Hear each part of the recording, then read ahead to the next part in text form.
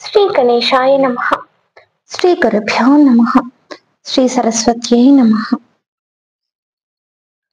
సదా రామ రామేతి నామామృతం తే సదా రామమానంద నిష్యందకందం పిబన్నన్వహం నన్వహం నైవ మృత్యోర్బిభేమి ప్రసాదాదసాదాత్తనైవ. శ్రీ శంకరాచార్య విరచిత శ్రీరామ భుజంగ ప్రయాత స్తోత్రం నుంచి ఇది ఒక శ్లోకం.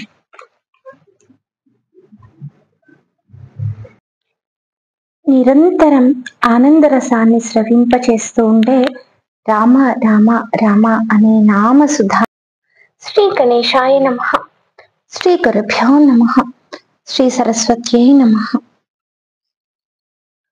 సదా రామ రామేతి నామామృతం తే సదా రామమానంద నిష్యందకందం పిబన్నన్వహం నన్వహం నైవ మృత్యోర్బిభేమి ప్రసాదాదసాదాత్తనైవ.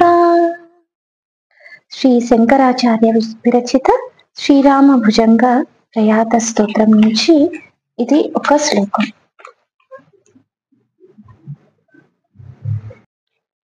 నిరంతరం ఆనందరసాన్ని స్రవింపచేస్తూ ఉండే రామ రామ రామ అనే నామ సుధారసాన్ని నిత్యం పానం చేస్తున్నాను. నేను మరణానికి భయపడను. నీ అనుగ్రహం వలన రామయ్య నేను నిర్భయుడనయ్యాను అని శ్రీ శంకరాచార్యుల వారు శ్రీరామ భుజంగ ప్రయాత స్తోత్రంలో తే అంటూ స్వామితోటి డైరెక్ట్ కన్వర్సేషన్ సూటిగా రామయ్య అంటూ పిలుస్తూ చెప్తున్నట్టుగా ఒక అద్భుతమైన శ్లోకం.